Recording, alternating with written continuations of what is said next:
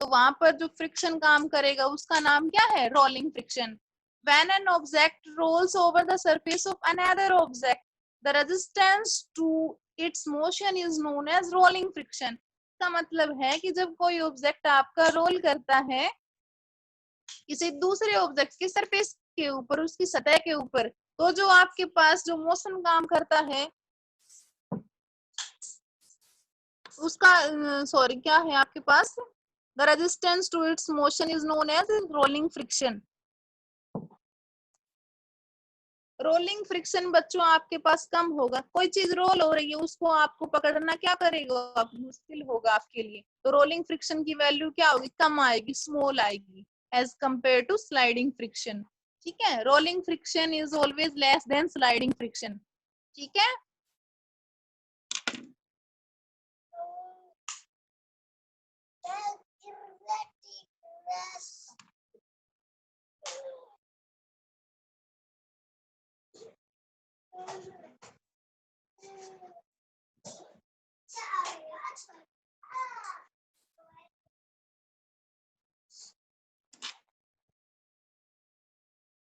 क्या बता रही थी मैं आपको कि जो फ्रिक्शन है रोलिंग उसकी वैल्यू क्या होती है? स्मॉल होती है as compare to sliding friction. That's why wheel is said to be one of the greatest invention of mankind. इसी कारण से हम बोलते हैं कि जो व्हील है, पहिया है, उसको कहा जाता है क्या है? वो ग्रेटेस्ट इन्वेंशन है। किसकी? मैन की।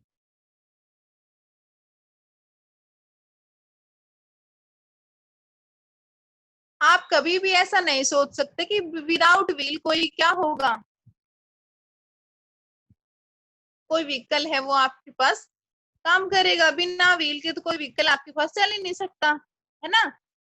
जैसे आपके पास मोटरसाइकिल हो गई, कार वगैरह हो गई, ठीक है, लगेज बैग है आपके पास, इसमें भी व्हील्स होते हैं, है ना? We can not think of a vehicle without wheels और स्लाइडिंग ऑन द रोड। ठीक है, नॉट ओनली व्हीकल्स बट ये heavy beds, suitcase, almirahs, refrigerator, ये भी क्या किए जाते हैं? फिटेड किए जाते हैं। किसके साथ? व्हील्स के साथ। ठीक है, इन सभी के भी क्या लगाए जाते हैं? व्हील्स लगाए जाते हैं टू मूव देम इजी। ठीक है, ताकि हम क्या कर सकें उनको इजी मूव कर सकें। ठीक है, from one place to another place. अब आपके पास व्हील्स होंगे तो आपके पास बच्चों पता है क्या हो जाएगा? फ्रिक्शन कम हो जाएगा, है ना? वो अच्छे से मूव करेंगे। आपके पास व्हील्स नहीं होंगे तो टकराव ज्यादा होगा। टकराव ज्यादा का मतलब सरफेस रफ हो गया ना कांटेक्ट में आने से, तो फ्रिक्शन वहां पर तो क्या हो जाएगा? इंक्रीज होगा ना। जितना सरफेस रफ उतना ही फ्रिक्शन ज्यादा आपके पास।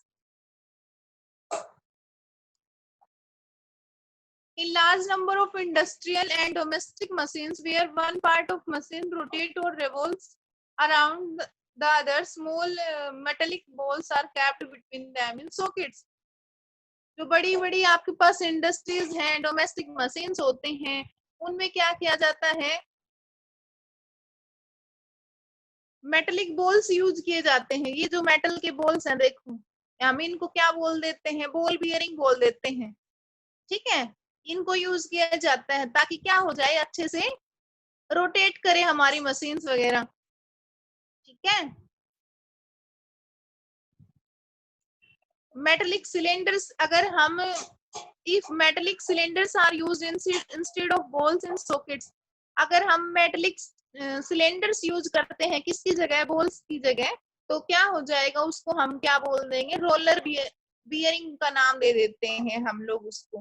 ठीक है, जो बॉल बियरिंग है आपके पास एंड रोलर बियरिंग है, उसका कहाँ यूज किया जाता है? फैंस में यूज किया जाता है, व्हील्स में यूज किया जाता है, व्हील्स ऑफ साइकिल्स।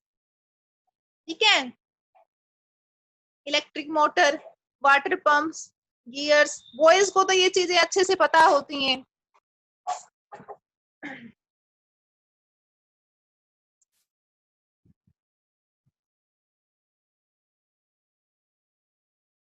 अगला जो आपका टॉपिक है नेक्स्ट क्या है? फ्रिक्शन इन फ्लूइड्स। फ्लूइड्स में फ्रिक्शन क्या होता है? ठीक है,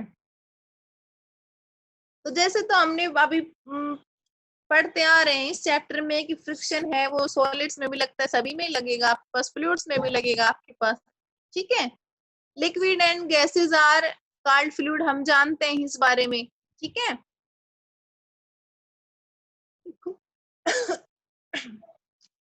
फ्लूइड्स क्या होते हैं? वो सब्सटेंसेस जो फ्लो करते हैं, बहते हैं, उनको फ्लूइड्स बोलते हैं हम लोग, ठीक है। तो लिक्विड एंड गैसेस क्या करते हैं? फ्लूइड्स बोलते हैं उनको हम, ठीक है, are called as fluids. The force of friction offered by fluid is referred to as drag. Drag force बच्चों वो फोर्स होता है जो फ्लूइड को क्या करे? रोके, ठीक है,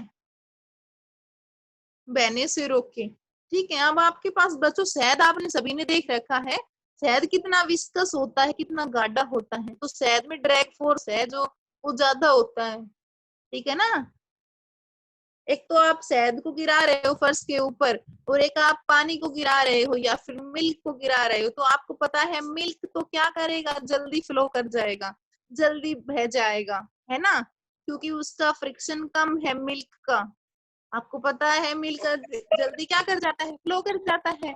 और शहद है बच्चों आपके पास, जो वो हनी धीरे है धीरे वो करेगा। आपके पास, हाँ जी, वो धीरे धीरे फ्लो करेगा, क्योंकि उसका जो ड्रैग फोर्स है, विस्कस फोर्स है कह सकते हो आप, ठीक है, वो क्या होता है? कम होता है।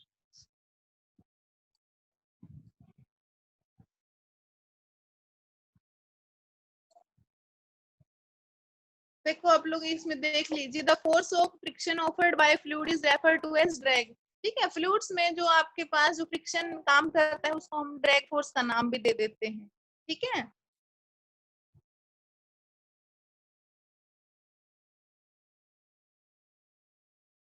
तो आप जनरल तौर पे ये बात याद रख लीजिए, जितना ज्यादा surface smooth and more, surface जितना स्मूथ होगा उतना ही क्या होगा? कम फ्रिक्शन होगा। सरफेस जितना रफ, रफनेस के डायरेक्टली प्रोपोर्शनल होता है हमारा फ्रिक्शन। सरफेस जितना रफ होगा उतना ही फ्रिक्शन होगा, सरफेस जितना स्मूथ उतना कम फ्रिक्शन, ठीक है। तो वही बात यहाँ पर उसकी मिल्की और हनी वाली है, ठीक है। हनी में ये लगा लीजिए कि सरफेस क्या हो जाएगा? रफ वाली सी बात हो जाएगी, वहां पर फ्रिक्शन ज्यादा ही होगा, ठीक है, और मिल्क में फ्रिक्शन कम होगा, इसलिए वो इजीली बह जाएगा। तो इसके क्या क्या फैक्टर्स हैं आपके पास? देखिए, force of friction offered by a fluid on an object inside it depends upon the following factors। First है क्या? स्पीड ऑफ ऑब्जेक्ट, ऑब्जेक्ट की स्पीड उस पे डिपेंड करता है। क्या फ्रिक्शन फोर्स है फ्लूइड्स के अंदर, वो डिपेंड करता है ऑब्जेक्ट की स्पीड के ऊपर, ठीक है। शेप ऑफ ऑब्जेक्ट, थर्ड है नेचर ऑफ फ्लूइड, फ्लूइड का नेचर कैसा है, ठीक है, विस्कस है कि कैसा है आपके पास, गाढ़ा है या पतला है, ठीक है, नेचर ऑफ फ्लूइड के ऊपर डिपेंड करता है। फोर्थ है while walking inside water you feel the force of friction.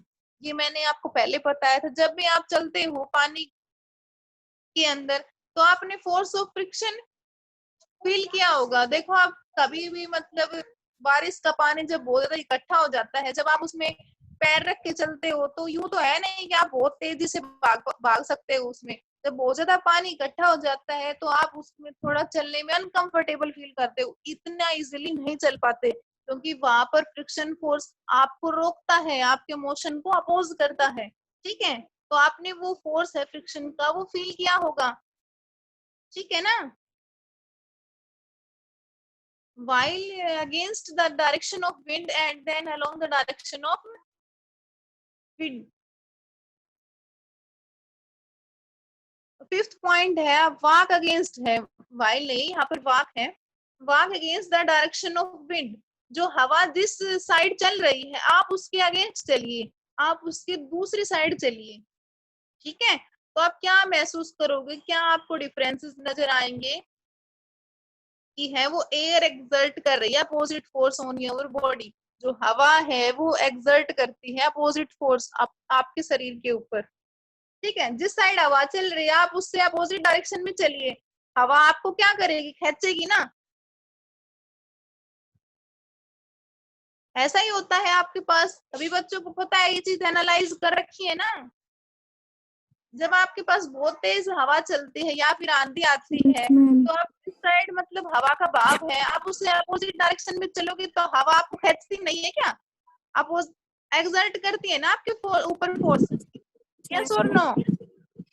हाँ जी, तो वही आपके पास air exert opposite force on your body, ठीक है। तो ये सभी बच्चों किसके कारण ही होता है? फ्रिक्शन के कारण ही होता है ऐसा सब, ठीक है ना।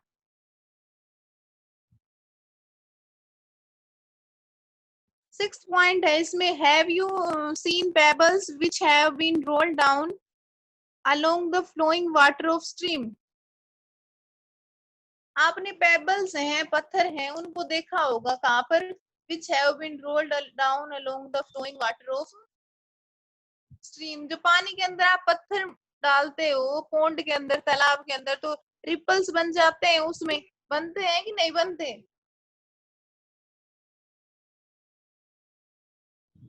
यस वो मैम।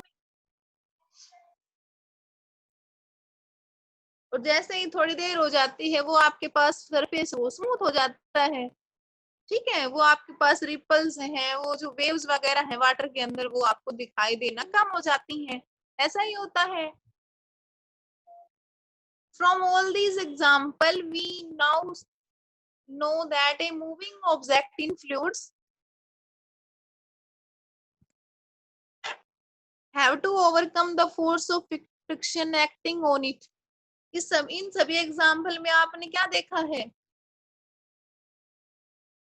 फ्लूइड्स के अंदर भी आपने फ्रिक्शन को ऑब्जर्व किया है इन सभी एग्जाम्पल में, ठीक है।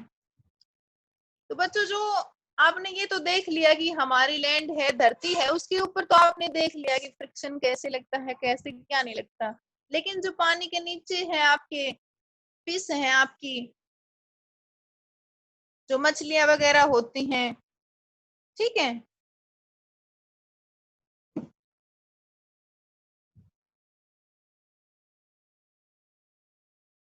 देखो, in nature body shaped of animal like fishes and birds are specially designed to minimize the effect of.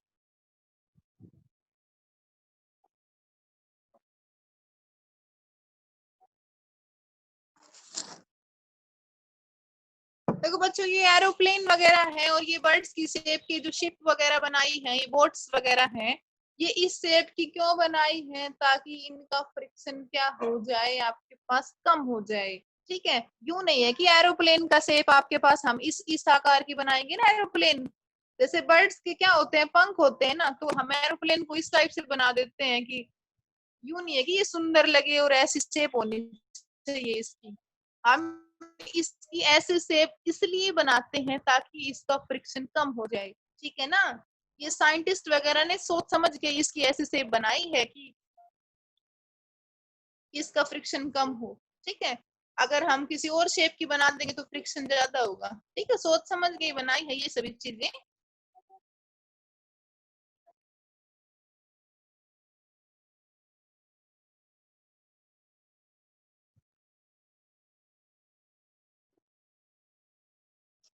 Scientist always learn from nature. Scientist हैं, जो वैज्ञानिक है, वो नेचर है, प्रकृति से हमेशा कुछ ना कुछ सीखते रहते हैं, ठीक है। They have designed aeroplane, helicopter, jet plane, ship, boats etcetera in special shapes to reduce friction.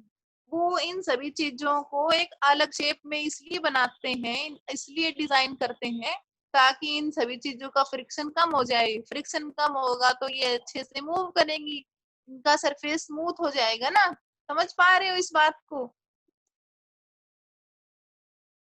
Yes ma'am. अगर अच्छे से मूव करेंगी, अच्छे से क्या होगी, इनमें मूवमेंट होगी, तभी तो हमारी लाइफ इजी होगी ना। Yes ma'am. Okay, look at the shape of A flying bird and an aeroplane, they look very similar. आपने देखो इसमें डायग्राम में, ये तो एरोप्लेन का शेप है और ये आपके पास एक बर्ड का शेप है, फ्लाइंग बर्ड का। तो आपने सिमिलर ही देखा होगा, सिमिलर से दिख रहे हैं ना आपको कि बर्ड की शेप की क्यों बनाई है। बर्ड्स के क्या होते हैं, विंग्स होते हैं, पंख होते हैं ना, जो भी है। यहाँ पर भी देखो, हम एरोप्लेन यस की इस मैम। टाइप से बनाते हैं शेप, क्यों बनाते हैं? ताकि ये सिमिलर, ताकि इनमें क्या हो, फ्रिक्शन कम हो, फ्रिक्शन ठीक है। रिड्यूस तो हो। आपको यहाँ पर, हाँ जी, फ्रिक्शन रिड्यूस हो जाए, यही बताया है यहाँ पे। Look at the shape of A flying bird and an aeroplane, they look very similar. तो आपको क्या दिखी जैसी? दिखाई दे रही है, सिमिलर दिखाई दे रहे हैं। क्यों करते हैं ऐसा सब हम? ताकि फ्रिक्शन कम हो जाए, ठीक है। फ्रिक्शन कम होने से क्या हो जाएगा, आपके पास ये एनर्जी है ना, ये क्या करेंगे, so that they lose minimum energy in overcoming the friction, ठीक है। तो इस सभी को जो आज पढ़ाया है, सभी को अच्छे से रीड करना, ठीक है ना। Yes, ma'am. कीवर्ड्स और बता देती हूँ मैं इस चैप्टर की, वैसे क्लास ओवर हो चुकी है आपकी, खत्म हो जाएगी, फिर नेक्स्ट चैप्टर स्टार्ट कर देंगे हम लोग कल, ठीक है। काफी दिन हो गए इस चैप्टर को। बॉल बियरिंग क्या होता है? Metallic device use to reduce friction between two surfaces, दो सरफेसेस के बीच में मेटेलिक जो डिवाइस है आपके पास, उसका यूज किया जाता है फ्रिक्शन को कम करने के लिए, उसका नाम क्या है? बॉल बियरिंग है। ड्रैग फोर्स क्या होता है? जो फ्लूइड्स में लगता है, ठीक है। रोलिंग फ्रिक्शन दो सरफेसेस के बीच में लगता है, जब आपके पास वन सरफेस रोल करता है दूसरे सरफेस के ऊपर, ठीक है। लुब्रिकेंट्स का यूज क्यों करते हैं, तेल वगैरह, ऑयल का, ताकि फ्रिक्शन को डिक्रीज कर सकें, ठीक है। तो ये सभी आपके कीवर्ड्स हैं, आप लोग इसको रीड कीजिएगा, ठीक है। Class is over.